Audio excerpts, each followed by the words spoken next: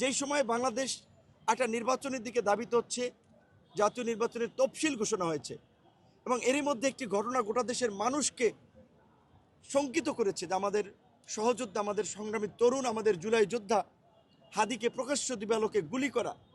সেই শোক এবং রেশ কাটতে না কাটতেই আমরা দেখলাম যে দেশের দুটো স্বনামধন্য পত্রিকা অফিসে এইভাবে অগ্নি সংযোগ করা হলো। আমাদের প্রিয় যারা পরিচিত সাংবাদিক, একটা পত্রিকায় গণমাধ্যমে অনেক ধরনের মানুষ থাকে, অনেককে আমরা দেখেছি ফেসিবাদের আমলেও আমাদেরকে সহায়তা করেছে, এমনকি বিদেশিদের কাছেও আমাদের আন্দোলন সংগ্রামের খবরাখবর পৌঁছে দিয়েছে। তারা কেউ যখন বিল্ডিংয়ের ছাদে আটকা পড়ে কল দিচ্ছিল, ভাই আমরা মারা যাচ্ছি, আমাদেরকে বাঁচান, আমাদের ভবন জ্বলে যাচ্ছে, যদি কিছু করতে পারেন। এই গণ অভ্যুত্থানের 15 মাস পরে দেশের এই চিত্রটা দেশ সম্পর্কে খুবই একটা নেতিবাচক বার্তা দেয়। দেশের আইন শৃঙ্খলা, রাষ্ট্র ব্যবস্থার একটা ভঙ্গুর চিত্র সম্পর্কে বিশ্ববাসীকে ধারণা দেয়।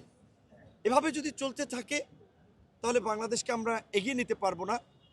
এবং এই আগামীতে যে নির্বাচনের তফসিল ঘোষণা হয়েছে, তফসিল ঘোষণার পরে হাদির মতো একজন সংগ্রামী তরুণের গুলিবিদ্ধ হওয়া, দেশের স্বনামধন্য পত্রিকা অফিসে হামলা, সম্পাদককে লাঞ্ছিত করা, এই ঘটনাগুলোতে যদি সরকার এবং আইনশৃঙ্খলা বাহিনী কার্যকর পদক্ষেপ না নিতে পারে তাহলে আগামীতে সেটি আরও বড় ধরনের বিপর্যয় ডেকে আনবে।